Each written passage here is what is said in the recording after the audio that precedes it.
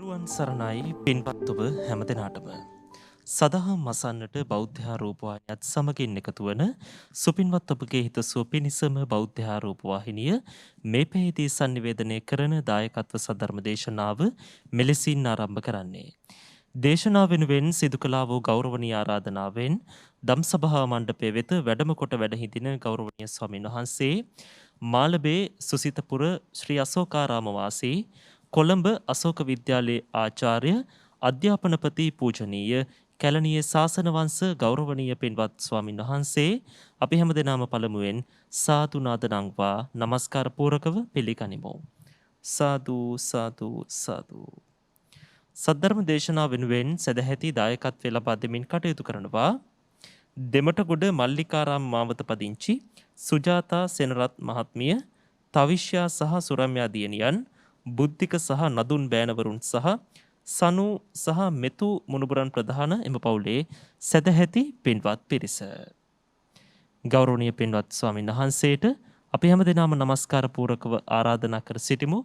මෙතෙන් සිට උතුම් වූ සද්ධර්ම දේශනාව පවත්වන්නට. අවසරයි අපේ හාමුදුරුවනේ. සාදු සාදු සාදු. සමන්ත චක්ඛවාලේසු අත්‍රා ගච්ඡන්තු දේවතා සද්ධම්මං මුනි රාජස් සුනන්තු සග්ග මොක්ඛදං ධම්ම ශ්‍රවණ කාලෝ අයං බදන්තා ධම්ම ශ්‍රවණ කාලෝ අයං බදන්තා ධම්ම ශ්‍රවණ කාලෝ අයං බදන්තා නමෝ තස් භගවතු අරහතෝ සම්මා සම්බුද්දස්ස නමෝ තස් භගවතු අරහතෝ සම්මා සම්බුද්දස්ස නමෝ තස් භගවතු අරහතෝ සම්මා සම්බුද්දස්ස පංචමානි මහරජ අලබ්භනීයානි ඨානානි සමනේන වා බ්‍රාහ්මනේන වා දේවේන වා මාරේන වා බ්‍රහ්මනා වා කේනචි වා ලෝකස්මින් තී. ශ්‍රද්ධා බුද්ධ සම්පන්න කාරුණික වාසනාවන්ත ගුණවන්ත පින්වත්නි, බෞද්ධ රූපවාහිනිය ඔබ වෙත ගෙන එන තවත් සද්ධර්ම දේශනාවක් ශ්‍රවණය කරන්නටයි සූදානම බලාපොරොත්තුව. දෙමටගොඩ මල්ලිකාරාම මාවතේ අංක 37 ඒ දරණ නිවසේ පදිංචි සුජාතා සෙනරත් මැතිනිය, තවිෂ්‍යා සහ සුරම්‍යා දියණියන්, බුද්ධික සහ නදුන් බෑනාවරුන් සහ දරු මුණුපුරන් විසින් අද මේ උතුම් ධර්ම දේශනාවේ සදැහැති දායකත්වය සම්පූර්ණ කරනවා. බලාපොරොත්තු වශයෙන් සඳහන් කරන්නේ දුම්රිය දෙපාර්තමේන්තුවේ සේවයේ නියුක්තව සිට පරලෝසපාත් ප්‍රධාන මාර්ග පරීක්ෂක පින්වත් එල්.ඩී. සෙනරත් මැතිදුන්ගේ තුන්වන ගුණානුස්මරණය සිහිපත් කරගෙන එතුමන් ප්‍රධාන පවුල නමින් මිය පරලොව ගිය සියලුම වර්ග පරම්පරාගත ඥාතීන්ට පින් අනුමෝදන් කිරීම.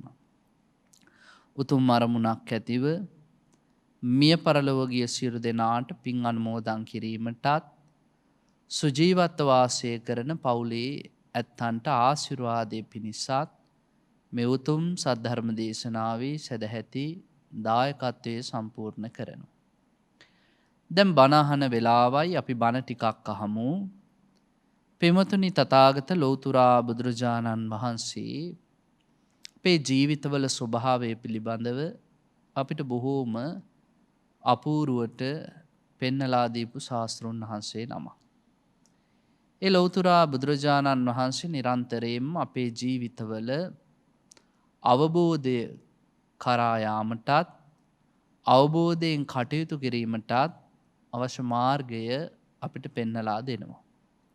නිසා අද මේ උතුම් ධර්ම දේශනාවේ මාතෘකා වශයෙන් තෝරා ගත්තේ තවත් එවැනිම අපේ අවබෝධයට හේතුපාදක වන අපේ අවබෝධය තව තවත් පුළුල් වන උතුම් සූත්‍ර දේශනාව. මාතෘකා කොටගත්ත සූත්‍ර දේශනාව අංගුත්තර නිකායේ පංචක නිපාතේ මුණ්ඩරාජ වර්ගයට අයිති ශෝක සල්ලහරණ සූත්‍රය. මේ සූත්‍රයේ නම ශෝක සල්ලහරණ සූත්‍රය. ශෝක කියන එක ඔය ඇත්තු දන්නවනේ. එතකොට ශෝකය කියන එක දුක. එහෙම නැත්තම් මිනිස්සුන්ට සන්තාපය ආදී නම් වලින් දුම්නස ආදී නම් වලින් අපි හඳුන්වනවා. මේ ශෝකය නැමැති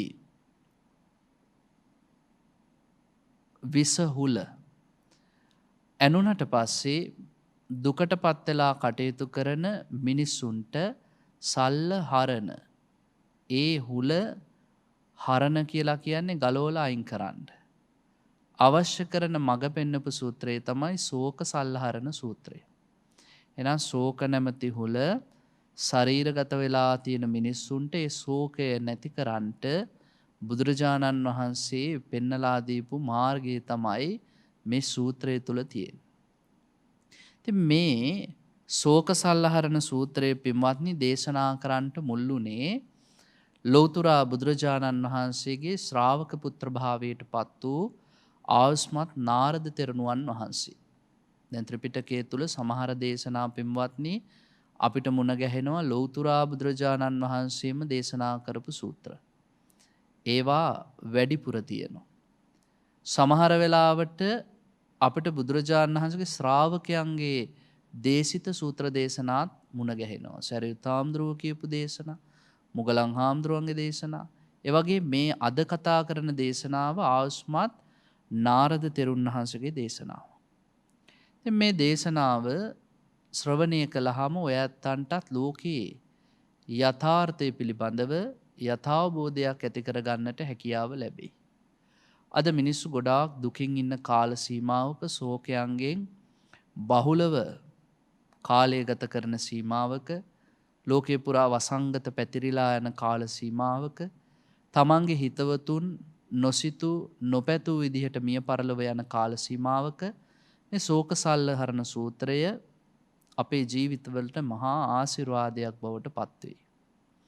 පින්වතුනි එක්තරා කාල සීමාවක ලෞතුරා බුදුරජාණන් වහන්සේ වැඩ වාසය කරපු කාලේ ආයුෂ්මත් නාරද තෙරණුවන් වහන්සේ පැලලුප් නුවර කුක්කුටාරාමේ වැඩ වාසය කරනවා. මේ පැලලුප් නුවර කුක්කුටාරාමේ නාරද හාමුදුරුවෝ වැඩ වාසය කරන කාලේ මුණ්ඩ රජතුමාගේ ප්‍රියමනාප වූ භාර්යාව භද්‍රා දේවිය හදිසියේ මරණයට පත් වෙනවා. නොසිතූ නොපැතූ වෙලාවක තමන් ආදරය කරපු භද්‍රා දේවිය කලුරිය කරාම මේ රජතුමාට තාම දැඩි ශෝකයක් හටගන්නවා. අපිටත් එහෙමනේ. සමහර වෙලාවට අපි නොසිතූ නොපැතූ වෙලාවක අපේ සමීපේ ඉන්න කෙනෙක් මැරුණාම පින්වත්නි අපිට කරන්නේ මොනවද කියලා එකපාරටම කල්පනා වෙන්නේ නැහැ. සිහි විකල් වෙනවා. ඒ වගේ දෙයක් තමයි මුණ්ඩ රජතුමාටත් උනේ. එතුමා භද්‍රා දේවිය කලුරිය කරාට පස්සේ මොකද කළේ? නේව නහායති. නෑවෙත් නැහැ. න විලිම්පති. සුවඳ විලවුන් ගැල්ලුවෙත් නැහැ. න භත්තං බුංජති. හරියට බත් ටිකක් කෑවෙත් නැහැ. න කම්මං පයෝජේති. කර්මාන්තවල යෙදුවෙත් නැහැ. මොකද්ද කළේ? රෑ එළි වෙනකන් ඊළඟට මුළු දවල් කාලෙම භද්‍රා දේවියගේ සිරුර දිහා බලාගෙන අඬ අඬ හිටියා. දුකටපත් වුණා. අනේ මං කොච්චර ආදරේ කරපු දේවියද. අනේ මගේ භද්‍රා කී අඬන්න පටන් ගත්තා. මෙහෙම අඬන වැළපෙන රජතුමාට ඕනකම තිබ්බා මේ භද්‍රා දේවියගේ ශරීරය ගොඩ කාලයක් තියාගන්න. මොකද තමන් ආදරය කරානේ. ඉතින් බලාගෙන ඉන්න තිබ්බනම් හරි ෂෝක් කියලා. ඉතින් අදත් ඉන්නවනේ එහෙම මිනිස්සු සමහර වෙලාවට තමන් ප්‍රිය කරන ඥාතියෙක් මැරුණාම දවස් 5-6 තියන් ඉන්නවා. කිසිම තේරුමක් නැහැ. බුදුරජාණන් වහන්සේ දේශනා කරේ චුද්ධෝ අපේත විඥානං නිරත්තංව කලින් කරා. විඥානේ පහ වුණාට පස්සේ මේක නිකම්ම නිකන් දර කඩක් විතරයි. ඉතින් ඒ ටික අවබෝධ කරගන්න බැරුව බොහෝ කල් තියන් ඉන්නවා. මේ රජතුමාට ඕන වුණා ඒ දවස් 5-6ක් නෙමෙයි පුළුවන් තරම් කාලයක් මේ සිරුර තියාගන්න. ඉතින් මොකද කළේ? තමන්ගේ යාළුවෙක් ඉන්නවා පියක කියලා කෝසාරක්ෂක ඇමතියෙක්. කෝසාරක්ෂකයා කියලා කියන්නේ පින්වත්නි ගබඩාව භාර ඇමතියා. කෝසය කියන්නේ ගබඩාව. දැන් සමහර වෙලාවට අපි විශ්වකෝෂ, ශබ්දකෝෂ කියලා පාවිච්චි කරනවානේ. ශබ්ද එකතු කරලා තියෙන ගබඩාව තමයි ශබ්දකෝෂ.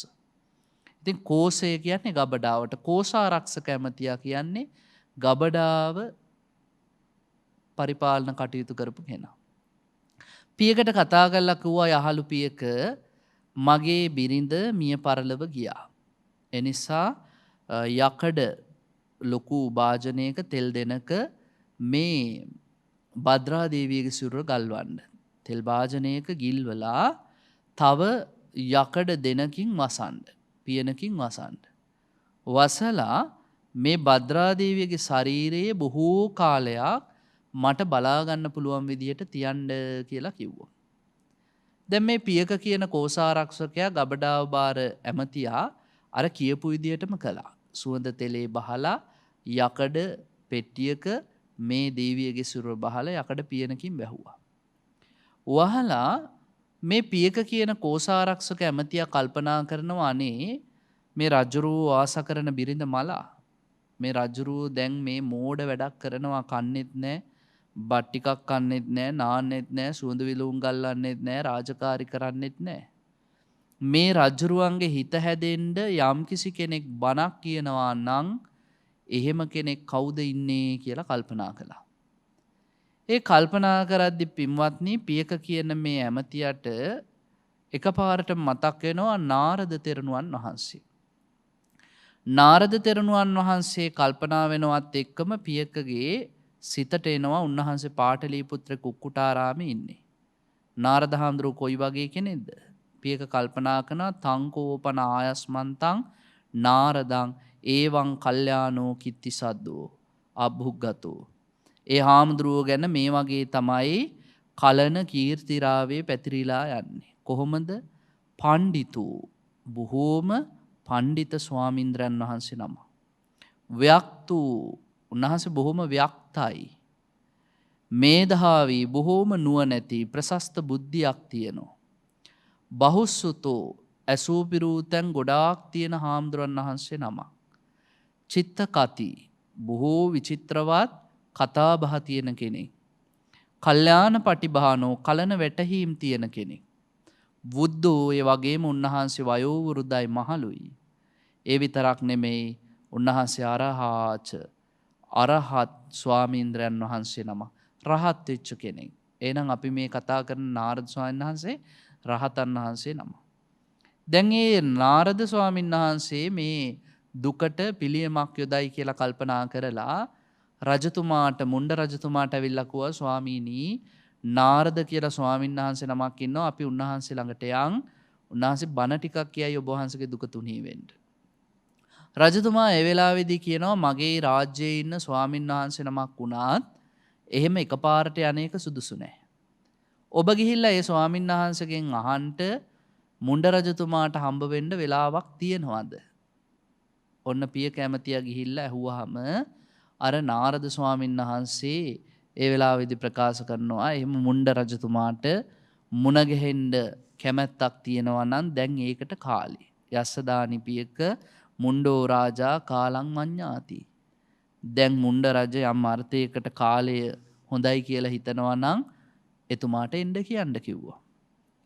මොකද උනේ මේ පිය කැමතියා දැන් නාරද ස්වාමීන් වහන්සේට මහරහතන් වහන්සේට සිද්ධිය ඔක්කොම සැලකරා. අර භද්‍රා දේවියගේ කලුරිය කිරීමත් රජ්ජුරුවෝ මිනිය කල් තබා ගත්ත ආකාරයත් ඔක්කොම කිව්වා. කියලා කිව්වා අනේ මේ රජ්ජුරුවෝ නාන්නෙත් නැහැ සුවඳ විලවුන් ගල්ලන්නෙත් නැහැ බත් කන්නෙත් නැහැ රාජකාරී කරන්නෙත් නැහැ අඬ අඬ ඉන්නවා විතරයි කියලා.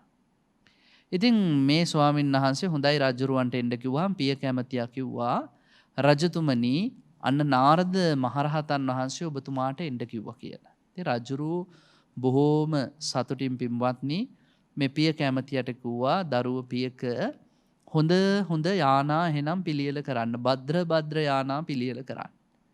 ඉතින් පියක යානා පිළියෙල කරාට පස්සේ මේ රජුරුව මොකද කළේ? භද්‍රයානාවකට නැගලා භද්‍රයානයන් වට කරගෙන. ඒ කියන්නේ හොඳ වාහනයකට නැගලා තවත් ඒ වගේම හොඳ වාහන වලින් වට කරගෙන කුක්කුටාරාමයට ආවා. කුක්කුටාරාමයට ඇවිල්ලා නාරද මහරහතන් වහන්සේ මුණ ගැහෙන්නට ගියා. මේ නාරද මහරහතන් වහන්සේ ළඟට ආපු රජුරුව උන්වහන්සේට වන්දනා කරලා එකත් පස්ව ඉඳගත්තා. ඒ එකත් පස්ව ඉඳගත්ත රජුරුවන්ට නාරද ස්වාමීන් වහන්සේ හරි ලස්සන ධර්මයක් දේශනා කළා. ඒ ධර්මයේ තමයි පින්වත්නි අද මම ඔයත්තන්ට මේ ශෝක සල්ලහරණ සූත්‍රය අසුරින් ඉදිරිපත් කරන්නේ. ලෞතර බුදුරජාණන් වහන්සේගේ ධර්මයට අනුව හැඩගැසිච්ච ඒ ධර්මයේ සිසිලස ලැබපු නාරද මහරහතන් වහන්සේ රජතුමාට මෙන්න මේ විදිහේ ධර්මයක් දේශනා කළා. පංචමානි මහරජ අලබ්බනීයානි ඨානානි සමනේනවා බ්‍රාහමනේනවා දේවේනවා මාරේනවා බ්‍රහ්මුණාවා කේනචිවා ලෝකස්මි. මහරජතුමනි මේ ලෝකේ කිසියම් මහණෙකු වේවා බමුණෙකු වේවා දෙවියෙකු වේවා ඒ විතරක් නෙමෙයි මාරයෙක් වේවා බ්‍රහ්මයෙක් වේවා මේ කවුරු වුණත් ලෝකයේ අලබ්බනීයානි නොලබිය හැකි කරුණු තානානි පහක් තියෙනවා. පංචමානි මහරජ අලබ්බනීයානි තානානි මේ ලෝකේ නොලබිය හැකි කරුණු පහක් තියෙනවා කාට වුණත්. මොනවද? ජරා ධම්මම්මා ජීරති අලබ්බනීයං තානං මේ ලෝකේ දිරණ ස්වභාවය ඇති දෙයක් නොදිරාවා කියලා කාටවත් හිතන්න බෑ. ඒ කියන්නේ වයසට නොයා ඉන්න බෑ. මේ ලෝකේ දිරණ දේවල් ඔක්කොම නොදිරාවා කියලා හිතනවා නම් ඒක මේ ලෝකේ කවදාවත් ලබන්න පුළුවන් දෙයක් නෙමෙයි කිව්වා. දෙවණියට කිව්වා ව්‍යාධි ධම්මම්මා ව්‍යාධීති මේ ලෝකේ වයසට යනවා නම් යම් කිසි කෙනෙක් ඒ වයසට යන එක විතරක් නෙමේ ව්‍යාධි ධර්මයේ ලෙඩවීම ලෙඩ වෙන බවක් තියේ නම් මා ලෙඩ නොවේවා කියලා ප්‍රාර්ථනා කරනවා නම් ඒක කවදාවත් ලබන්න බෑ කිව්වා. ඔන්න දෙවනි කාරණේ. මරණ ධම්මම්මා මීයති තුන්වෙනි කාරණේ. කවුරු හරි කෙනෙක් හිතනවා නම් මම මැරෙනවනේ මැරෙන මම නොමැරේවා කියලා ඒකත් කවදාවත් ලබන්නට බෑ කිව්වා. හතරවෙනි කාරණේ දේශනා කරා කය ධම්මං මා කීයති අඩු වෙලා ෂය වෙලා යන දෙයක් තියෙනවා නම් ලෝකේ ඒක ෂය නොවේවා නැති නොවේවා අඩු නොවේවා ඒකත් ලබන්නට බෑ කිව්වා කවදාවත්. ඊළඟ කාරණය පින්වත්නි දේශනා කළා නස්සන ධම්මං මා නස්සීති අලබ්බනීයං තානං මේ ලෝකේ නැසෙන දෙයක් නොනැසීවා කවදාවත් ඒක ලබන්නට බෑ කිව්වා. මොනවද එහෙනම් කරුණු පහ? ජරා ධම්මම්මා ජීරති දිරණ ස්වභාවයක් ඇති දෙයක් නොදිරාවා ඒක කවදාවත් ලබන්න බෑ කිව්වා. ව්‍යාධි ධම්මං මා ව්‍යාධීති ලෙඩ නොවේවා කවදාවත් ලබන්න බෑ කිව්වා. තුන්වෙනියට කිව්වා මරණ ධම්මම්මා මීයති මා නොමරේවා කවදාවත් ලබන්න බෑ කිව්වා. ඊළඟට කිව්වා කය ධම්මං මා කීයති මගේ කිසිම දෙයක් ෂය නොවේවා කවදාවත් ලබන්න බෑ කිව්වා. පස්වෙනි කාරණය දේශනා කර නස්සන ධම්මං මා නස්සීති විනාශ වෙන කිසිම දෙයක් නැසෙන දෙයක් නොනැසේවා ඒකත් ලබන්නට බෑ කියලා කිව්වා. දැන් බලන්නකො මොනතරම් වටිනවද කියලා. මේ කරුණු පහ පින්වතුනි අපි හැමෝම දන්නවා. අපි හැමෝම දන්න කරුණු අහලා මේ රජුරුව සැනසුණා. හැබැයි අපි හැමෝම මේ කරුණු දන්නවා වුණාට අපිට අවබෝධ කරගන්න ටිකක් අමාරුයි. ඇයි ඒ අවබෝධ කරගන්න අමාරු? ලෝභ දේශ මොහ සිතුවිලි හිතට ආවහම මේ කරුණු පහ අමතක වෙනවා. අපේ හිත ලෝභයෙන් වැසුනහම, ද්වේෂයෙන් වැසුනහම, මෝහයෙන් වැසුනහම අපිට මේ දේවල් අමතක වෙනවා. අපි දැනගෙන ඉන්නවා තමයි. හැබැයි මෝහයෙන් ඉදිද්දි සිහිය වැහිලායි තියෙන්නේ. මෝහයෙන් ඉදිද්දි පිළිකුල් දේ ගැන නොපිළිකුල් සංඥාවක් ඇති වෙනවා. දැන් සමහර වෙලාවට පින්වත්නි මැරිලා තමයි. හැබැයි අපේ කෙනෙක් නම් අපිට ඒ පුද්ගලයාත් එක්ක රාගයක් තියෙනවා නම් අපිට මොකද වෙන්නේ? අර මරණය ගැන තිබ්බ පිළිකුල් ස්වභාවය අයින් වෙලා නොපිළිකුල් ස්වභාවය ඇති වෙනවා. දැන් මම උදාහරණයක් කියන්නම්. අපිට කෙල කියන එක හරිය අප්‍රසන්නයි. කෙල අප්‍රසන්න වුණාට තමන් ආසා කරන අයගේ කෙල අප්‍රසන්න වෙන්නේ නැහැනේ. දැන් සිප වැළඳ ගද්දීම ඒ කෙල අප්‍රසන්න භාවයකටපත් වෙන්නේ නැහැ. ඇයි ඒ? පිළිකුල නොපිළිකුල් සංඥාවක් ඇති කරනවා ලෝභ දේශ මොහ කියන සිතුවිලි හිතට ආපුහම. ඒ නිසා මේ කියන ධර්මතාවයන් අපිට හරියට අවබෝධ කරගන්න බැරි වෙලා තියෙන පින්වත්නි අපේ සිත කෙලෙස් වලින් වැහිලා තියෙන නිසා. භාග්‍යවත් බුදුරජාණන් වහන්සේගේ ධර්මයේ තුල හැමතිස්සෙම අපිට කියනවා මේ කෙලෙස් නැති කරන්න උත්සාහ කරන්න කියලා. දැන් නාරද මහරහතන් වහන්සේ මේ මුණ්ඩ රජතුමාට දේශනා කරනවා මහරජතුමනි මේ ලෝකේ කිසියම් අශෘතවත් පෘථග්ජනෙක් ඉන්නවා. මිනිසු කොටස් දෙකකට බෙදෙනවානේ. කොටසක් අශෘතවත් පෘථග්ජනයෝ, කොටසක් ශ්‍රුතවත් ආර්ය ශ්‍රාවකයෝ. එතකොට අශෘතවත් පෘථග්ජනයා කියන එක පින්වත්නි ටිකක් භයානක පැතිකඩක්.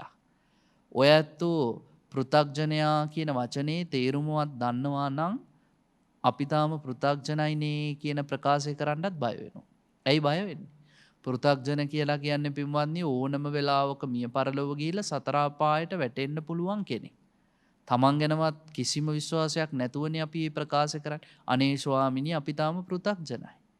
එනිසා මේ ප්‍රකාශය හරීම බරපතලයි. අශෘතවත් පෘථග්ජනයා මැරිලා සංසාරේ දුකටපත් වෙන්න පුළුවන්. හැබැයි ශ්‍රුතවත් ආර්ය ශ්‍රාවකයා ඒ වගේ කෙනෙක් නෙමෙයි. එයා නියතෝ සම්බෝධි පරායනෝ ස්ථිර වශයෙන්ම සම්බෝධි අපේක්ෂා කරගෙන ජීවත් වෙන කෙනෙක්. නාරද මහරහතන් වහන්සේ දේශනා කරනවා මහරජතුමනි මේ ලෝකේ අශෘතවත් පෘථග්ජනෙක් ඉන්නවා. එමිනියට ජරා ධර්මයේ දිරනවා. හැබැයි ජරා ධර්මයේ දිරුවහම ඒ මිනිසයා කවදාවත් ප්‍රත්‍යවේක්ෂා කරන්නේ නැහැ. මේ ගැන නුවණින් හිතන්නේ නැහැ. කොහොමද හිතන්නේ නැත්තේ? මේක මටම වෙච්ච දෙයක් නෙමෙයි. මේ ලෝකේ අම්තාක් සත්තු ඉන්නවා නම් ඒගොල්ලෝ මේ ලෝකෙට ආවනම් මේ ලෝකෙන් ගියා නම් මේ ලෝකයේ උප්පත්තියක් සිද්ධ වුණා නම් චුතියක් සිද්ධ වුණා නම් ඒ ආපු ගියපු අන්තරේ ඉන්න මේ සියලුම සත්වයෝ ජරා ධර්මයට ලක් වෙනවා. ඒ සියලුම දෙනා ජරා ධර්මයෙන් දිරීමකටපත් වෙලා. අපි පින්වත්නි තප්පරෙන් තප්පරේ මේ යන්නේ වයසටනේ. අපේ ජීවිතවල ටිකෙන් ටික දිරීම් ස්වභාවයටපත් වෙනවා. අපේ ඇස්වල පෙනීම අඩු වෙවි යනවා. දත්වල ශක්තිය නැති වෙලා කවදා හරි දවසක දත් වැටිලා යනවා. කෙස් ටික එන්න සුදු වෙලා යනවා. එතකොට මේ දේවල් සිද්ධ වෙද්දී අශෘතවත් පෘථග්ජනයා හිතනවලු මටමමයි වෙන්නේ කියලා. ඇයි මට මෙහෙම වුනේ? ඒ පුද්ගලයාගේ කල්පනාවල්. එයා කවදාවත් හිතන්නලු මේක මට වෙච්ච දෙයක් නෙමෙයි. මේක පහළ වෙච්ච සියලුම දෙනාට උරුමයි.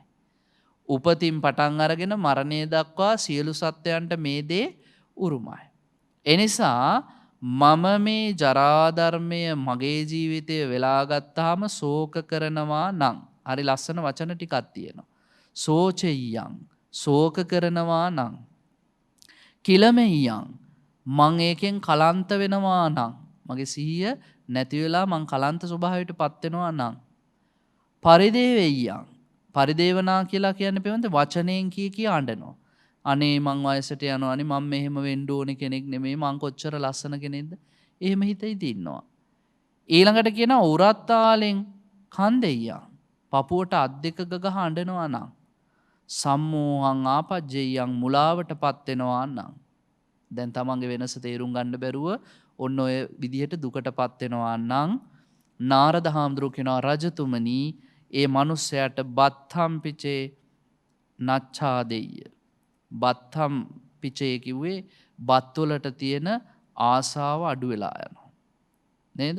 බත්හම්පි මේ නච්ඡාදෙය. බත්වලට තිබ්බ ආසාව අඩු වෙලා යනවා. ඊළඟට කායේපි දුබ්බහන්නින්. කය දුර්වල වෙලා යනවා. ඊළඟට කම්මාන්තාපි නප්පවත්තෙයුම්. කර්මාන්ත පවත්වාගෙන යන්න බැරි ස්වභාවයක් අත්වෙනවා. ඒ විතරක් නෙමෙයි එහෙම දුර්වල වෙලා අඬ වැළපි වැළපි ඉඳිද්දී අමිත්තාපි අත්තමනාස්සු. අමිත්‍රයෝ සතුටු වෙනවා. අපේ හතුරෝ අපිව දැකලා සතුටු වෙනවා. ඒ විතරක් නෙමෙයි මිත්තාපි දුම්මනාස්සූති. අපේ මිත්‍රයෝ අපි ගැන දුකට පත් වෙනවා. අපි අඬ වැළපි වැළපි ඉන්නවා නම් ඒක තේරුම් ගන්න නැත්නම් පින්වත්නි ඔන්න ඔය ටික වෙනවා කියලා කියනවා. ඒ නිසා මේ අශෘතවත් පෘථග්ජනයා ඔය ටික කල්පනා කරන්නේ අඬ ඉන්නවා මුලාවටපත් වෙනවා. මේක අශෘතවත් පෘථග්ජනයාට ශෝක නැමැති හුල ඇනීම කියලා නම් කරනවා කියලා කිව්වා. මහරජතුමනි ඔය විදිහටම මේ පුද්ගලයාට ලෙඩවීම තේරුම් ගන්න බෑ. ලෙඩ වුණාමත් අඬනවා අනේ මට ඇයි මෙහෙම වුනේ? මං කොච්චර හොඳට ඉන්න ඕන කෙනෙක්ද? මරණයටපත් වුණාමත් අර විදිහටම ශෝක කරනවා, කලන්ත වෙනවා, වචනයෙන් කී අඬනවා. දැන් පරිදේවනාව වචනයෙන් කී අඬනවානේ. මැරුණාම පින්වත්නි බලන්ටකෝ සමහර අය කියනවානේ අනේ ඇයි මේ පුද්ගලයාට මෙහෙම වුනේ? කොච්චර හොඳට ඉඳ හිටපු කෙනෙක්ද? ඇයි අපිව දාලා ගියේ? මේ වෙලාවේ ඇයි ඔය යන්නේ? ඔහොම කී අඬනවා. එතකොට ඒ පුද්ගලයාට කවදාවත් අශෘතවත් පෘථග්ජනයාට ලෝකේ සැබෑ ස්වභාවය තේරෙන්නේ නෑ. තේරෙනවා නම් එහෙම කටයුතු කරන්නේ නෑ. මරණය මෙනෙහි කරාම පින්වත්නි ධනාත්මක භාවයක් ජීවිතයට ලබා ගන්න පුළුවන්. කොහොමද ධනාත්මක භාවයක් ජීවිතයට ළඟා කරගන්නේ? මේ සාංශාරික ජීවිතේට මං කරගත්ත දෙයක් නෑ කියලා කල්පනා වෙනවා මරණය ගැන හිතුවාම. භාග්‍යවත් බුදුරජාණන් වහන්සේ අපිට දේශනා කළා තියෙනවා හැමදාම හිතන්න මරණය ගැන. පවාත දීප තුල්යාය සාසන්තතියක්කයක් පරූපමාය සම්පස්සම් භාවේ මරණස්සති. මේ හොඳට දැල්වෙන පහනක් සුළඟට කොහොමද එකපාරට නිමිලා යන්නේ? අපේ ජීවිතත් ඒ විදිහටම අපි නොසිතූ නොපතූ වෙලාවක නැති වෙලා යන්න පුළුවන් කියලා හිතන්න කිව්වා. එතකොට අපේ ජීවිතයේ මරණය ගැන සිහි කරද්දී නිරන්තරයෙන් හිතෙනවා ජීවිතේ අපි කරගත්ත දෙයක් නැහැනේ. සංසාරගත ජීවිතේට කරගත්ත දෙයක් නැහැ. එහෙනම් අප්‍රමාදී බව ඇති වෙනවා. ඕක තමයි ධනාත්මක පැත්ත. සමහරලාට මිනිස්සු හිතනවා නෑ ඉතින් හෙට ඉර පායනවනේ කොහොමද? එතකොට ඉතින් අපි ඉරත් එක්ක නැගිටී. ඉර පායනවා තමයි. හැබැයි අපි නැගිටීද කියන එක විශ්වාස නෑ. සමහර වෙලාවට පින්වත්නි අපි රැ නිින්දෙන් මැරිලා යන්න පුළුවන්. ගත්ත කෑම ටික දිරව ගන්න බැරුව, ගත්ත හුස්ම ටික පිට කර ගන්න බැරුව, නිරන්තරයෙන් අපේ ජීවිතවල තියෙන ආබාධ උත්සන්න වීමෙන් සතෙක් සර්පෙක් දෂ්ට කළ අපි මරණයටපත් වෙන්න පුළුවන්. භාග්‍යවත් බුදුරජාණන් වහන්සේ දේශනා කරනවා මරණය ගැන මෙනෙහි කරලා ධනාත්මක භාවයක් ලබාගෙන අනේ අපි කරගත්ත දෙයක් නැත්තම් දැන් හරි කරගත යුතුයි කියන මට්ටමට එනවා නම් ඒක ධනාත්මක මරණානුස්සතිය. ඍණාත්මකවත් මරණානුස්සතිය සිහිපත් කරන්න පුළුවන්. සමහර වෙලාවට සමහර මිනිස්සු කල්පනා කරන අනේ ඉතින් මැරෙනවනේ මොනවත් කරලා වැඩක් නැහැ, ඉගෙනගෙන වැඩකුත් නැහැ, රස්සාවල් කරලා වැඩකුත් නැහැ, සල්ලි අම්බ කරලා වැඩකුත් නැහැ, මැරෙනවනේ මොනවා කරලත් වැඩක් නැහැ. ඒක ඍණාත්මක. ඒ නිසා මරණය ගැන සිහිපත් කළ යුත්තේ මේ සංසාරයේ කෙටි කර ගැනීමේ මාර්ගය වශයෙන්. නාරද තෙරුන් වහන්සේ මේ මුණ්ඩරාජ රජතුමාට කියනවා මුණ්ඩ රජතුමනි මිනිස්සු ඉන්නවා මේ ලෝකේ සමහර වෙලාවට දිරන දේවල් දිරද්දී, ලෙඩ වෙන දේවල් ලෙඩ වෙද්දී, මැරෙන දේවල් මැරෙද්දී, නැති වෙන දේවල් නැති වෙද්දී, අඩු වෙන දේවල් අඩු වෙද්දී ඒක තේරුම් ගන්නේ නැතුව බොරුවට අඬ වැළපි ඉන්නවා. පින්වතුනි අපේ ශරීරය කොච්චර අපි උත්සාහ කරත් ලෙඩ වලින් වළක්ව ගන්න බෑනේ. ව්‍යාධි ධම්මං මා ව්‍යාධීති. කවදා කොච්චර කාලයක් හිටියත් නිරන්තරයෙන් මේ ශරීරයට ලෙඩ රෝග වැළඳෙනවා. අපි උපතේ ඉඳන් මරණයට පත් වෙනකන් මොනතරම් ලෙඩ ගොඩකට මුහුණ දෙනවා. සමහර වෙලාවට ඔබ කියනවා ආම්ද්‍රෝනේ දියවැඩියාව. දියවැඩියාවට බෙහෙත් බොද්දී ඔබට ગેස්ට්‍රයිටිස් උත්සන්න වෙලා. ગેස්ට්‍රයිටිස් වලට බෙහෙත් බොද්දී කොන්දේ අමාරුවක් හැදෙනවා. කොන්දේ අමාරුවට බෙහෙත් බොද්දී රුධිර පීඩනය වැඩි වෙනවා. ඒකට බෙහෙත් බොද්දී තව ඊට වැඩිය ලෙඩක්. කවදාවත් මේ ලෙඩවල සුවවීමක් නැහැනේ. ඇයි සුවවීමක් නැත්තේ? පරිජින්න මිදං රූපං රෝග නිඩ්ඩම් පබංගුරක්. බිජ්ජති පූති සන්දේහෝ මරණන්තං හි ජීවිතා. මේ වහා බිඳිල යන ශරීරය පින්වත්නි අපි හැමතිස්සෙම ව්‍යාධි ධර්මයට ගොදුරු වෙන ආකාරයටම සකස් වෙච්ච එකක්. බුදුරජාණන් වහන්සේ පෙන්නලා දෙනවා මේ ශරීරය රෝග කියන්නේ කුරුල්ලෝ නම් උන්ට බිත්තර දාන්න හදපු කූඩුවක් වගේ කියලා. ඕනම වෙලාවක ඕනම රෝගයක් නැමැති කුරුල්ලෙට අපේ ශරීරයේ බිත්තර දාලා යන්න පුළුවන්. ඒ තරම් අනපේක්ෂිත ජීවිතයක් තමයි අපි හැම දෙනාම මේ ගත කරන්නේ. නිසා මේ නාරද හාමුදුරුවෝ කියන රජතුමනි සෝචෙය්‍යං ශෝක කරලා වැඩක් නැහැ. කිලමෙය්‍යං කලාන්ත වෙලා වැඩක් නැහැ. පරිදේවෙය්‍යං වචනයෙන් කිය අඬා ඉඳලා වැඩක් නැහැ. උරත්තාලින් කන් දෙයියන් පපුවට අත්ගගහ අඬ ඉඳලා වැඩක් නැහැ. සම්මෝහං ආපජ්ජයන් මුලාවට පත් වෙලා වැඩක් නැහැ. එතකොට වෙන්නේ බත් කණ්ඩ බැරි වෙන එක විතරයි. එතකොට වෙන්නේ සුවඳ විලවුන් ගල්ලන්න බැරි වෙන එක විතරයි. එතකොට වෙන්නේ කය දුර්වල වෙලා යන එක විතරයි. එතකොට වෙන්නේ කර්මාන්ත කරන්න බැරි වෙන එක විතරයි. එතකොට වෙන්නේ අපේ හතුරෝ අපිව දැකලා සතුටු වෙන එක විතරයි. එතකොට වෙන්නේ අපේ මිතුරෝ අපි විඳින දුක දැකලා දුක් වෙන එක විතරයි. එතනින් එහාට කිසිම දෙයක් වෙන්නේ නෑ කියලා කිව්වා. බලන්නකෝ එතකොට මොනතරම් වටිනවද කියලා. බුදුරජාණන් වහන්සේගේ ශ්‍රාවකයෝ දේශනා කරන ධර්මය. නාරද මහරහතන් වහන්සේ කියනවා එහෙම දුකටපත් වෙවි ඉන්නවා නම් වැළපි ශෝක කර කර හඬා වැළපි මුලාවටපත් වෙවි ඒ මිනිස්සුන්ට කියනවා ශෝක සල්ල කියලා. ඒ කියන්නේ ශෝකය නැමැති හුල ඒගොල්ලන්ගේ ජීවිතේ පීඩාවට පත් කළා. සවිසේන ශෝක සල්ලේන අත්තානං ඒව පරිතාපේති. මේ මිනිස්සු පීඩා විඳිනවා මොකෙන්ද? සවිසේන ශෝක සල්ලේන විෂ සහිත ශෝක හුල ඇනිලා දුක් විඳිනවා කියලා කිව්වා. ඊළඟට කිව්වා මුණ්ඩ රජතුමනි මේ ලෝකේ ඉන්නවා ශ්‍රුතවත් ආර්ය ශ්‍රාවකයෝ. ඒගොල්ලෝ හොඳට බණ අහලයි තියෙන්නේ. ඒ පුද්ගලයාටත් මේ ජරා ධර්මයේ දිරනවා. ඒ පුද්ගලයාත් එන්න වයසට යනවා, කෙස් ටික පැහෙනවා, ඉසනිකට පැහෙනවා, දත් ටික හැලිලා යනවා, හම රැලි වැටෙනවා. අර තිබ්බ ලස්සන පෙනුම එන්න අඩු වෙලා යනවා. දැන් මේ ශ්‍රුතවත් ආර්ය ශ්‍රාවකයාට මේ ජරා ධර්මයේ දිරද්දී එයා හොඳට ප්‍රත්‍යවේක්ෂා කරනවා. අශ්‍රුතවත් පෘථග්ජනයා ප්‍රත්‍යවේක්ෂා කරන්නේ නැහැ. හැබැයි ශ්‍රුතවත් ආර්ය ශ්‍රාවකයා ප්‍රත්‍යවේක්ෂා කරනවා. කොහොමද ප්‍රත්‍යවේක්ෂා කරන්නේ? මේ ජරා ධර්මය මටම විතරක් නොදිරන එකක් නෙමෙයි. මේ ලෝකයේ යම්කිසි සත්වයෙක් ආවනම් මේ ලෝකෙට මේ ලෝකයෙන් පිට වෙලා ගියා නම් මේ ලෝකේ උප්පත්තිය ලැබුවා නම් චුතිය සකස් වුණා නම් ඒ සියලුම දෙනාට ජරා ධර්මයේ දිරනවා. අයෝ මට විතරක් වෙච්ච දෙයක් නෙමෙයි.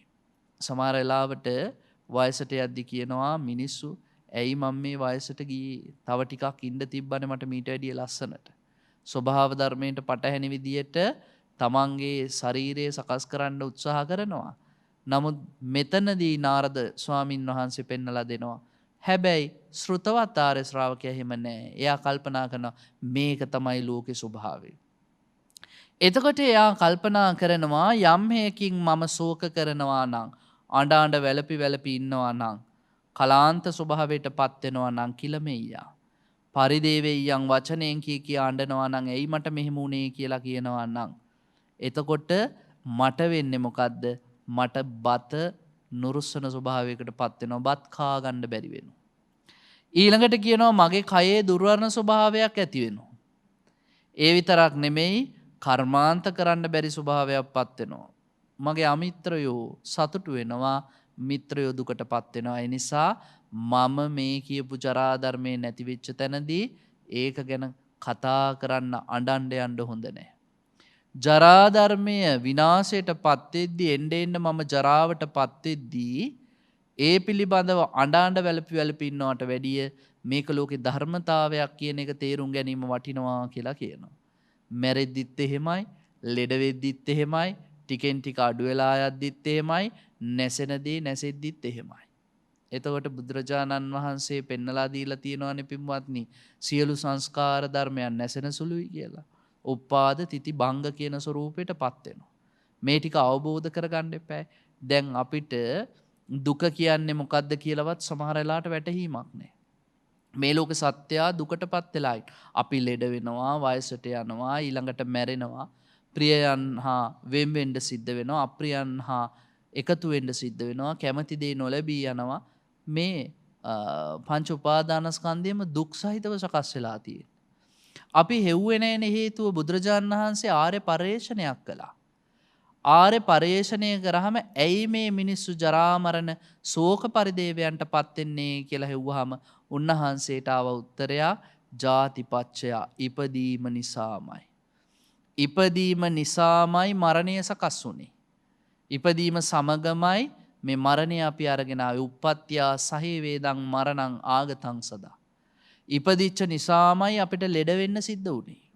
ඉපදීම නිසාමයි අපිට මේ කියපු ජරා මරණ ශෝක පරිදේව දුක්ඛ දෝමනස සියල්ලම සකස් වුනේ. එහෙනම් ඉපදුනේ ඇයි කියලා හොයන්න පටන් ගන්නවා. එතකොට ජාතිය සිද්ධ වුනේ ඇයි? භවපච්චයා. භවයේ සකස් වෙච්ච නිසා ආයි නැවත නැවත ඉපදී මෙරි මෙරි වැටෙන මේ සංසාරයට වැටිච්ච නිසා තමයි ජාතිය සකස් වුනේ. භවය නිසාමයි. ඇයි භවය සකස් වුනේ? උපාදාන පච්චයා. අපි දැඩිව අල්ලා ගැනීම නිසාමයි. සමහර වෙලාවට පින්වත්නි අපි හොයනවා, හොයද්දි හම්බ වෙනවා. හම්බ වුණාම මමත්වයෙන් යුක්තව ආරක්ෂා කරන්න පටන් ගන්නවා, මගේ කියලා බැඳ ගන්නවා. ඒ මතම සිතුවිලි ගොඩනගනවා. ඔන්න උපාදාන රැස් වුණා. දැන් උපාදානය වුණේ කුමක් නිසා? තණ්හා පච්චයා. තණ්හාව නිසාමයි. පේනවද මේක හටගන්න විදිය? එහෙනම් පටිච්ච සමුප්පාදේ බුදුරජාණන් වහන්සේ අවබෝධ කරගත්තේ ඔන්න ඔහොමයි. හෙව්වා. ආර්ය පරිශ්‍රණයකට ලක් කරා. දැන් මේ නාරද තෙරුන් වහන්සේ පටිච්ච සමුප්පාදයත් බොහෝම අපූර්ව විවරණය වෙන විදිහට මුණ්ඩ රජතුමාට පෙන්වලා දෙනවා. රජතුමනි, ඒ නිසා මේ හැම දෙයකටම හේතුවක් තියෙනවා. මේ දේවල් සිද්ධ වෙද්දී ඒවා ධර්මතා කියලා තේරුම් ගන්නේ නැතුව අනේ මටම වුණා කී ඉන්නවා නම් කවදාවත් මේ මිනිසුන්ට සංසාරේ සැප ලබන්න බෑ කිව්වා. ඒ නිසා ශ්‍රුතවත් ආර්ය ශ්‍රාවකයා හොඳට බණ අහලා තියෙන මිනිසයා ලෙඩ වෙද්දී, වයසට යද්දී, දි รา ද්දී, මරණයටපත් වෙද්දී, නැති වෙද්දී ටිකෙන් ටික අඩු වෙලා යද්දී හිතනවා කිව්වා මේ මට විතරක් වෙන එකක් නෙමෙයි, මේක තමයි ලෝකේ ධර්මතාවය. කොසෝ රජුරුවන්ගේ පින්වත්නි ආච්චි අම්මා කෙනෙක් මිය පරලව ගියා. සංයුත්ත නිකායේ අය්‍යකා සූත්‍රයේ සඳහන් වෙනවා. කොසෝ රජුරුවෝ බොහෝම දුක් සහිතව ඇවිල්ලා අඬ වැළපි බුදුරජාණන් වහන්සේට මේ සිද්ධිය කිව්වා අඬද්දි පපුවේ අත් දෙකත් ගහගෙන. බුදුරජාණන් වහන්සේ වෙලාවේදී කිව්වා සබ්බේ සත්තා මහරජ මරණ ධම්මා මරණ පරියෝසනා මරණං අනතියාති. රජතුමනි, මේ ලෝකේ ඔබතුමාගේ ආච්චි අම්මා විතරක් නෙමෙයි, සියලු සත්වයෝ මරණ ධම්මා මරණීය ධර්මතාවයක් විදියට ගෙන ආපු අය. ඒකනේ කිව්වේ මරණ ධම්මා මා මීයති. මැරෙන ස්වභාවයේ ඉන්න කෙනෙක් නොමැරේවා කියලා ප්‍රාර්ථනා කරන්න බෑ. සමහර වෙලාවට පින්වත්නි අපේ ඇත්තෝ මරණයකට ගියාම මරණානුස්සතිය වඩන්නේ නැහැ. මරණය ආස්වාද කරනවා. කොහොමද මරණය ආස්වාද කරන්නේ? මිනිහ ඉස්සරහට ගිහිල්ලා හිටගෙන කියනවා අනේ උපාසකම්මා හිටියා වගේමයි කියනවා. බලන්නකෝ hina වෙලා ඉන්නේ. මිනී කොහෙද පින්වත්නි hina වෙන්නේ? ඊළාට උපාසකම්මගේ මිනිය දිහා බලලාගෙන තව කොච්චර කාලයක් ඉඳ හිටපු කෙනෙක්ද? කොහොමද ඉන්න ඕනේ? මෙයා කොච්චර වැඩ ටිකක් කරන්න හිටපු කෙනෙක්ද? බලන්නකෝ ලස්සන කියලා. අර මිනිය සරසලා කොණ්ඩෙත් මල් ගහලා බල්බල් දාලා එම්බාම් කරලා තියෙද්දි ඔබට ලස්සනයි කියලා පෙවුනට ඒ ඇතුලේ තියෙන යථාර්ථය තේරුම් ගන්න බැරි නම් ඔබ මොන මරණානුස්සතියක්ද ජීවිතේ වඩලා තියෙන්නේ? එනිසා මේ ධර්මයේ තුල පෙන්නනවා මරණය ගැන කල්පනා කරද්දී හිතන්න ඕනේ මේක ලෝකේ ධර්මතාවයක්, මම මුණ දෙන්න ඕනේ. මමත් මේ ස්වභාවය ඉක්මවලා ගිහිල්ලා නැහැනේ. එහෙනම් අප්‍රමාදී වෙන්න ඕනේ. මේ බණ ටික පින්වත්නි දැනගත්ත පළියට ජීවිතේ සාර්ථකත්වයකට පත් වෙන්න බෑ. ඒවා අපේ ජීවිතය තුළ ප්‍රායෝගිකව අත්දැක බැලීම් බවට පත් වෙන්න ඕනේ. ලෝතර බුදුරජාණන් වහන්සේගේ ධර්මයේ තුළ උන්වහන්සේ අපිට හැමතිස්සෙම පෙන්වුවේ ඒකයි. නාරද මහරහතන් වහන්සේ පෙන්නලා දෙනවා රජතුමනි, එනිසා නුවණැති කෙනෙක් ශ්‍රුතවත් ආර්ය ශ්‍රාවකෙක් හැමතිස්සෙම මේ ජීවිතය තුළ නසෝචයන් අඬන්නේ නැහැ. න කිලමෙයන් කලාන්ත වන්නේ නැහැ. න පරිදේවෙයන් වචනයෙන් කිය අඬන්නේ නැහැ. උරත්තාලින් න කන්දෙයන් පපුවට අත්ග ගහ අඬන්නේ නැහැ. සම්මෝහං ආපජ්ජේය මුලාවට පත් වෙන්නෙත් නැහැ.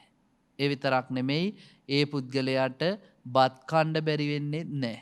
ඇයි ශෝකයක් නැහැනේ ලෝකේ යථාර්ථය තේරුම් අරගෙනනේ. ඒ නිසා ඒ පුද්ගලයා කර්මාන්තත් කරනවා හොඳට බතුත් කනවා සුවඳ විලවුනුත් දරනවා. එයාව දැක්කහම අමිත්‍රයෝ සතුටු වෙන්නේත් නෑ අයියේ. මිනිස්සු බලන් ඉන්නේ අපිට වැරදිනකන්. අපේ ඇහැට කඳුලක් එනකොට මිනිස්සු හරි කැමතියි. දැන් අපිට හරියනවට වැඩිය පින්වත්නි මේ ලෝකේ මිනිස්සු බලාගෙන ඉන්නේ අපිට වරදිනවට. දැන් අපේ ළමයෙක් ශිෂ්‍යත්වයේ පාස් වුණොත්ද වටේ පිටේ ඉන්න මිනිස්සු වැඩිපුර කැමති ශිෂ්‍යත්වයේ ෆේල් වුණොත්. ෆේල් වුණොත් කැමති. පාස් වෙනවට කැමති නෑ මූණෙන් පෙන්නයි බොරුවට උඩින්. හැබැයි හිත යටින් අනේ මේකත් පාස් වුණානේ කියලා වෛරයක් තියෙනවා. අපි හොඳ විවාහයක් කරගන්නවට ගොඩක් අය කැමති නෑ. තනිකඩව ඉන්න තාක්කල් අහනවා ඇයි බඳින්නේ නැද්ද කියලා. හැබැයි මිනිස්සු අපි hina වෙලා ඉන්නවට කැමති නෑ. නොබැද ඉන්න තාක්කල් තමයි කැමති. විවාහ වුණාට පස්සේ ඔය ගොඩක් අය අහනවානේ තාම දරුවෝ නැද්ද කියලා. දරුවෝ ඉන්නවට කැමති නෑ. දරුවෝ නැත්තම් හිත යටින් සතුටුයි උන්ට දරුවෝ නෑ කියලා තැන් වල කී hina වෙනවා. ඕක තමයි ස්වභාවය. ඒ නිසා අමිත්‍රයෝ සතුටු වෙන්නේ දුකකටපත් වුනහම ඇස් වලට කඳුළු ආවම. මිත්‍රයෝ මොකද වෙන්නේ? කල්යාණ මිත්‍ර භාවයෙන් ඉන්නවා දුකටපත් වෙනවා. අනේ අපේ නෑයාට මේ වගේ මිත්‍රයාට දුකපත් වුණා කියලා. ඒ නිසා මෙතෙන්දි නාරද හාමුදුරුවෝ කියනවා රජතුමනි නිසා ශ්‍රුතවත් ආර්ය ශ්‍රාවකෙක් වශයෙන් මේ වයිදී දුක් වෙන්නෙත් නෑ, අඬන්නෙත් නෑ, ශෝක කරන්නෙත් නෑ, වැළපෙන්නෙත් නෑ. හොඳට කාලා බීලා සතුටින් ජීවත් වෙනවා. එතකොට මිත්‍රයෝ සතුටින් ඉන්නවා, අමිත්‍රයෝ දුකටපත් වෙනවා. ඒගොල්ලන්ට බලාපොරොත්තු වෙච්ච දේ ලැබිච්ච නැති නිසා කියලා කිව්වා. ඒ විදිහමයි මැරෙද්දිත් නැති වෙන දේවල් නැති වෙද්දිත් අඩු වෙන දේවල් අඩු වෙද්දිත් ලෙඩ වෙද්දිත් සියල්ල මෙහෙමයි කියලා කිව්වා. ඒතර ඔය ටික දේශනා කරලා මේ පින්වත් නාරද මහරහතන් වහන්සේ රජතුමාට හරීම ලස්සන ගාථා ටිකක් කියනවා. රජතුමනි මෙන්න මේ කරුණු පහ හොඳට තේරුම් ගන්න ඕනේ. ඒ කරුණු පහට අමතරව මම මේ කියන ගාථා ටිකත් ඔලුවට ගන්න ඕනේ. මොනවද කිව්වේ?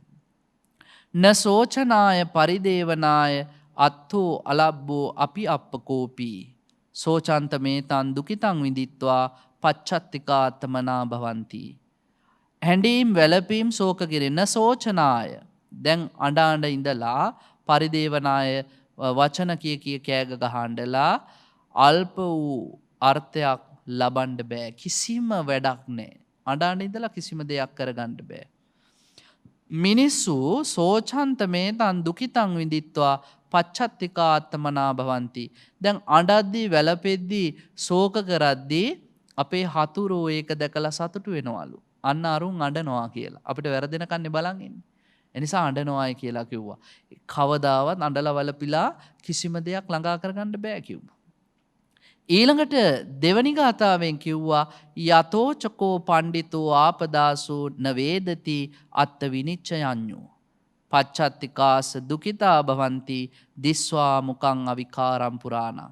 යම් කලක කරුණුකාරණා විනිශ්චේ අත්ත විනිච්ඡයඤ්ඤෝ කරුණුකාරණා විනිශ්චේ දක්ෂ වෙච්ච පණ්ඩිතයෝ කිසිම උපද්‍රවයකදී සැලෙන්නේ නැත්තම් ඒ වෙලාවට එයාගේ හතුරෝ අර ලස්සන මූණ දැකලා දුක්ඛිත වෙනවා කෝ.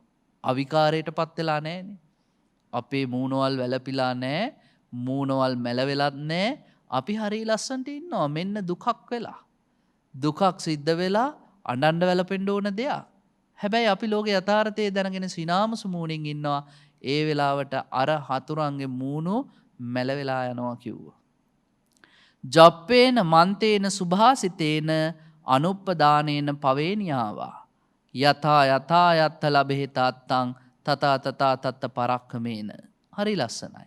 ජප්පේන ජප කිරීමෙන් පිරිත් කියන්නේ අපි ජීවිතේ දුකක් කරදරයක් විපතක් ආපුවම අඬන්නේ වැළපෙන්නේ ශෝක කරන්නේ නැහැ. හොඳ සත්පුරුෂයා එහෙම නැත්නම් සෘතවත් ආර්ය ශ්‍රාවකයා පිරිත් කියලා තුනුරුවන් ගුණේ ආශිර්වාදේ ළඟා කරගන්න උත්සාහ කරනවා. මන්තේන තමන් දන්නා මන්ත්‍ර මෙතිරීම් බෝධි පූජා හැම තියන්නේ ඒවා සිද්ධ කරනවා. සුභාසිතේන සුභාසිත වචනේ බණ අහනවා. බණ අහලා හිත හදා ගන්න උත්සාහ කරනවා. අනුපදානේන පවේනියව පරම්පරාවෙන් ආපු දානමාන 19ට 100ක් නමට 19ට දන් දී ඒවත් කරනවා.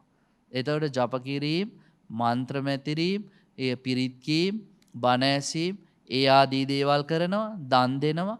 යතා යත්ත ලබේ තත්තන් තථා තථා තත පරක්කමේන. ඔන්න යම් කිසි දෙයක් කරලා මේ කියන දුක තුනී කරගන්න පුළුවන් නම් ඒ දේවලුත් කරනවා. නුවණැත්තන්ගේ ස්වභාවය. එහෙනම් මේ ධර්මයේ තුල පින්වත්නි ඒවට ගැරහීමක් නැහැ. ඔබට දුකක් කරදරයක් විපතක් කඩා වැටීමක් ආපුවම මේ දේවල් කරලා හරි ශාන්තියක් තියෙනවා නම් ඒවා කරන්නට කිව්වා. ඊළඟට කියනවා සචේ පජානෙය්‍ය අලබ්භනෙය්‍යෝ මයාචාඤ්ඤේන වායේ සත්තෝ අසෝචමානෝ අධිවාසෙය්‍ය කම්මන් දල්ලං කින්ති කරෝමි දහනීති. එහෙම කරලා ශාන්තියක් නැත්තම් කිසිම අර්ථයක් ලබන්න බැරි නම් ඒ වෙලාවට හිත හදාගන්න කිව්වා, ඉවසන්න කිව්වා. අසෝචමාන අඬන්න නම් එපා කිව්වා. අධිවාසයේ ඉවසන්න කිව්වා. මොකක් සිහි කරලාද? කම්මං දල්ලං කින්ති කරෝමි. මගේ කර්මය දැඩි, මම කරපු පව් ගොඩාක් තියෙනවා. එනිසයි මට මේ වගේ දේවල් වුණේ. කර්මය දැඩි නම් දෘඩ නම් මම මොකක් කරන්නද? එහෙම හිත හදාගන්න කිව්වා. දැන් ওই ටික කිව්වට පස්සේ මුණ්ඩ රජතුමා අර ස්වාමීන් වහන්සේගෙන් අහනවා, අනේ ස්වාමීනි මේ බණ ටිකට කියන නම මොකද්ද? මොකද්ද මේ ධර්මපර්යාය? නාරද මහරහතන් වහන්සේ කියන රජතුමනි මේකට කියන්නේ ශෝක සල්ලහරණෝනා. ශෝකය නැමැති හුල ගලවා දැමීම. සල්ල හුල හරණ කියලා කිව්වේ ගලවා දැමීම. ශෝක සල්ලහරණෝනා. අනේ ස්වාමීනි මේකනම් ඒකාන්තයෙන්ම ශෝක සල්ලහරණයක්මයි. මගේ ශෝකයක් නැති වුණා. මම මේ මොකද්ද මේ කරන්නේ? මේ ලෝකේ මරණයට පත්වීම නොමරේවා කියලා මම ප්‍රාර්ථනා කරලා හිටියට ඒක සිද්ධ වෙන්නේ නැහැනේ. ඔබ වහන්සේ මගේ ඇස් පෑදුවා. ඒ නිසා මේ රජතුමා මේ සූත්‍රය ශෝක සල්ලහරණ කියලා නම් කිරීම 100%ක්ම සාර්ථකයි කියලා මුණ්ඩ රජතුමා පියක ඇමතිය දිහාට හැරිලා කිව්වා, පියක ඉක්මනට යන්න.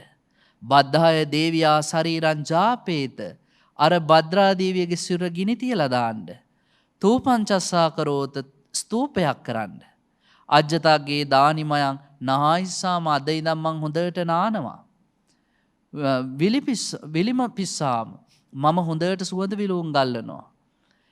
බත්තංච බුංජිස්සාම බතුත් කනවා. කම්මන්තේච පයෝජිස්සාම මම කර්මාන්තත් කරනවා. ඒ නිසා මේ මරණය හමුවේ තව තවත් වැළපීමක් නෑ කියලා මුණ්ඩ රජතුමා බොහෝම සතුටින් නාරද හාමුදුරන්ට වැඳලා පිටත් වෙනවා. ශෝක සල්ලහරණ සූත්‍රයෙන් කිව්වේ ওই ටික. එහෙනම් පින්වත්නි තේරුම් ගන්න ඕනේ මේ ලෝකයේ කවර කාලයකදීවත් අපිට දිරණ දෙයක් නොදිරාවා කියලා ප්‍රාර්ථනා කරන්නත් බෑ. ඊළඟට ලෙඩ වෙන කෙනෙක් ලෙඩ නොවේවා කියලා ප්‍රාර්ථනා කරන්නත් බෑ. මැරෙන කෙනෙක් නොමැරේවා කියලා ප්‍රාර්ථනා කරන්නත් බෑ. අඩු වෙන ටික නැති වෙන ෂය වෙන දේවල් ෂය නොවේවා කියලා හිතන්නත් බෑ. නැති වෙන දේ නැති නොවේවා කියලා හිතන්නත් බෑ. ඒක සනාතන ධර්මතාවයක්. ඒ නිසා ඒ ආලෝකයේ සිතට ලබාගෙන ප්‍රායෝගිකව මේ ධර්මයේ හිතට එකතු කරගෙන ඔබේ ශෝක නැමැති හුල ගලවලා දාන්න ඔබට මේ අහපු ශෝක සල්ලහරණ සූත්‍රයේම උපනිශ්‍රය වේවා කියලා සාදු කියලා ප්‍රාර්ථනා කරන්න. රැස් කරගත් සියලු පින් අද මේ උතුම් පින්කමේ දායකත්වයේ දරන දෙමටගොඩ මල්ලිකාරාම මාවතේ අංක 37න් ඒ දරණ නිවසේ පදිංචි සුජාතා සෙනරත් මහත්මනිය, තවිශ්‍යා සහ සුරම්‍යා දියණියන්, බුද්ධික සහ නදුන් බෑනාවරුන් සහ පවුලේ ඇත්තම් බලාපොරොත්තු වෙන පරිදි මීට 3 වසරකට පෙර මිය පරලොව ගිය දුම්රිය දෙපාර්තමේන්තුවේ සේවයේ නියුතුව සිට පරලෝසපාත් ප්‍රධාන මාර්ග පරීක්ෂක එල්.ඩී. සෙනරත් මහත්මයාට අනුමෝදන් වේවා. එස්.ජී.එච්.සී. වංශරත්න මහත්මයා, පුණ්‍යවතී වංශරත්න මහත්මනිය, එල්.ඩී. ධර්මදාස මහත්මයා, සෝමාවතී ධර්මදාස මහත්මනිය, එල්.ඩී. ඇල්බර්ට් මහත්මයා, වෛද්‍ය ස්වර්ණා පෙරේරා මහත්මනිය, පීටර් සෙනරත් පතිරණ මහත්මයා, එම මහත්මනිය ඇතුළු මිය පරලෝකීය සියලුම දෙනාට අනුමෝදන් කරන්නට බලාපොරොත්තු වෙනවා. අනුමෝදන් වේවා. එල්.ඩී. සෙනරත් මහත්මයා නම් ප්‍රධාන කොටගෙන පවුල නමින් වර්ග පරම්පරාගත වූ මිය පරලෝකීය නම් සඳහන් කළ නොකළ සෑම සියලු දෙනාටම මේ පින් ඇසේවා දැනේවා පින දැක සතුටු වේවා අනුමෝදන්ව සතුටු වේවා දුකක සිටී නම් දුකින් අත මිදේවා සැපතක සිටී නම් ඒ සැප වඩාත් වර්ධනය කර ගනීවා නුදුරු භවයකදීම අමා මහ නිවනින් සැනසෙත්වා කියලා සාදු කියලා ප්‍රාර්ථනා කරන්න. දෙවියන්ටත් පින් අනුමෝදන් වේවා දිව්‍ය ආයුෂයෙන් වර්ණයෙන් සැපයෙන් බලයෙන් ප්‍රඥාවෙන් වැඩෙත්වා ඔබ සැම සුරකිත්වා එසේ ආශිර්වාද කරන දෙවියනුත් අමා මහ නිවනින් සැනසෙත්වා කියලා දෙවියන්ට පින් දෙමු. ආකාසට්ටා ච බුම්මට්ටා දේවා නාග මහිද්దికා පුඤ්ඤන්තං අනුමෝදිත්වා චිරං රක්칸තු බුද්ධ ශාසනං ආකාසට්ටා ච බුම්මට්ටා දේවා නාග මහිද්దికා පුඤ්ඤන්තං අනුමෝදිත්වා චිරං රක්칸තු බුද්ධ දේශනං ආකාසට්ටා ච බුම්මට්ටා දේවා නාග මහිද්దికා පුඤ්ඤන්තං අනුමෝදිත්වා චිරං රක්칸තු බුද්ධ ශාවකාති. අවසාන වශයෙන් කල්පනා කරන්ට රැස් කරගත් සියලු පින් අද මේ උතුම් සද්ධර්ම දේශනාවේ දායක මූලික කාරක භාවයට පත් වූ දෙමටගොඩ මල්ලිකාරාම මාවතේ අංක 37 ඒ දරණ නිවසේ පදිංචි සුජාතා සෙනරත් පින්වත් මහත්මනිය තවිශ්‍යාසා සුරම්‍යා දියණියන් බුද්ධික සහ නදුන් බෑනාවරුන් සහ සනූ සහ මෙතු මුණුපුරු මිනිපිරියන් ඇතුළු කොටගෙන ඒ පවුලේ සෑම සියලු දෙනාටත් බණ ඇසූ පින්වත් ලක්වාසී ලෝවාසී ඔබ සෑම සියලු දෙනාටත් එකසේ හේතු වාසනා වේවා. ඔබ අප සෑම සියලු දෙනාම මේ පින් බලයෙන් නිදුක් වෙත්වා නිරෝග වෙත්වා සුවපත් වෙත්වා කායික වේදනා මානසික පීඩා දුරු වේවා. කරන කියන කටයුතු සියල්ලක්ම සර්වප්‍රකාරයෙන්ම සාර්ථක වීම තුල මෙලොවත් වාසනාවන්ත වේවා පරලොවත් සුගතිගාමී වෙත්වා. අවසන උතුම් චතුරාර්ය සත්‍ය අවබෝධයේ පිණිස මෙපින හේතු වේවා වාසනාව වේවා පාරමිතාවක්ම වේවා කියලා සාදු කියලා ප්‍රාර්ථනා කරන්නට. අභිවාදන සීලිස්ස නිච්ඡං අද්ධාපචායිනෝ චත්තාරෝ ධම්මා වඩ්ඩಂತಿ ආයුවන්නෝ සුඛං බලං ආයුරාෝග්‍ය සම්පatti සග්ග සම්පatti මේවච අතෝ නිබ්බාන සම්පatti මිනාතේ සමිජ්ජතු. අනන්ත තෙරුවන් ගුණ බෙලෙන් සියලු දෙනාටම යහපතක්ම වේවා. සාදු සාදු සාදු. සදහවත්නි ඔබ අප කෙරේ අනුකම්පාවෙන් උතුම් වූ සද්ධර්ම දේශනාව පවත්වා වදාළ ගෞරවනීය ස්වාමීන් වහන්සේ මාළඹේ සුසිතපුර ශ්‍රී අශෝකාරාම වාසී කොළඹ අශෝක විද්‍යාලයේ ආචාර්ය අධ්‍යාපනපති පූජනීය කැලණියේ ශාසන වංශ ගෞරවනීය පින්වත් ස්වාමීන් වහන්සේට චිරාත් කාලයක් මෙවැනි වූ ශාසනික කර්තව්‍යයන් සිදු කරන්නට ශක්තිය ධෛර්ය නිදුක් නිරෝගී චිරජීවන සම්පන්නිය මුදා වේවායි අපි හැමදෙනාම සාදු නාද නංවා ප්‍රාර්ථනා කරමු. සාදු සාදු සාදු. ඒ උතුම් වූ ප්‍රාර්ථනාවත් සමගින් බෞද්ධ රූප වාහිනිය මේ පැයදී ඔබට sannivedanaya කළ දායකත්ව සද්ධර්ම දේශනාව මෙලෙස නිමවට පත්වනවා. පින්වත් ඔබ හැමදෙනාටම සම්මා සම්බුදු සරණයි.